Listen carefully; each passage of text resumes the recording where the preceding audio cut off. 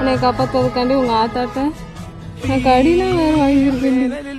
இன்றைக்கி ஒரு நாய்க்குட்டியை ரெஸ்கியூ பண்ண கதை தாங்க பார்க்க போகிறோம். எப்பவும் போல் நான் டிரைவிங் கிளாஸ் போயிட்டேன். திடீர்னு பார்த்து எங்கள் வீட்டிலேருந்து கால் வந்துருந்துச்சு. நம்மளால யாரும் தர மாட்டாங்களே, இன்றைக்கி என்னடா புதுசாக அட்டன் பண்ணால் எங்கள் அக்காவை நாய் கடிச்சிருச்சு, நான் ஹாஸ்பிட்டலில் இருக்கேன், நீ சீக்கிரம் வீட்டுக்கு வான்னு எங்கள் அக்கா கூப்பிட்ருந்தான். நானும் என்னாச்சுன்னு தெரியாமல் எங்கள் அம்மாவுக்கும் ஃபோன் போட்டு சொல்லிட்டேன். நானும் டிரைவிங் கிளாஸ் லீவ் போட்டேன், எங்கள் அம்மாவும் ஆஃபீஸ் லீவ் போட்டாங்க. 2 பேர் வீட்டுக்கு வந்து கேமரா பார்த்து தான் தெரியுது நாய் தானாக வந்து கடிக்கல, இவளாக போய் கடி வாங்கிட்டு வந்திருக்கான்னு. சரி என்னாச்சுன்னு கதை கேட்க போதா தெரிஞ்சது, எங்கள் வீட்டு பக்கத்தில் நாய் குட்டி போட்டு வச்சுருந்தது. அதை குட்டியோட காலில் முள் நல்லா சுற்றி இருந்தது. அதை காப்பாற்றலான்னு போகும்போது தான் நாய் கடிச்சு வச்சிருச்சுன்னு சொன்னான். நாய் கடிக்கிற வரைக்கும் நீ என்ன பண்ணிட்டு இருந்தேன்னு கேட்டா, நான் பார்க்கும்போது நாய் இல்லை, எங்கேருந்து வந்துச்சுன்னே தெரிலன்னு வேற சொல்லியிருந்தான். திடீர்னு வந்தான், எங்க இருந்தா அவன் ஒளிஞ்சிருந்தான்னு நினைக்கிறேன்.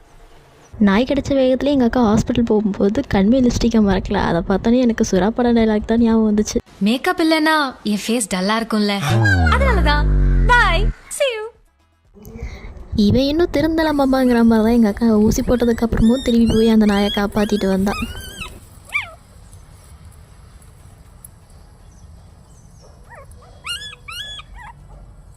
இப்படி உட்காந்து எடுத்துட்டு இருக்கும்போது வந்து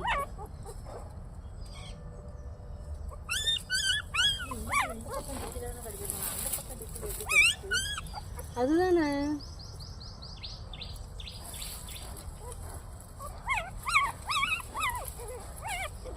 நாயவே கொலை பண்ணுற மாதிரி இருக்குமா இங்கேருந்து பார்க்க.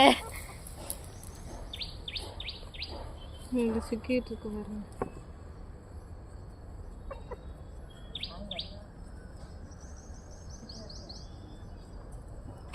நல்லா இருக்குமா நாய்க்குட்டி, நம்மளே வளர்ப்போமா?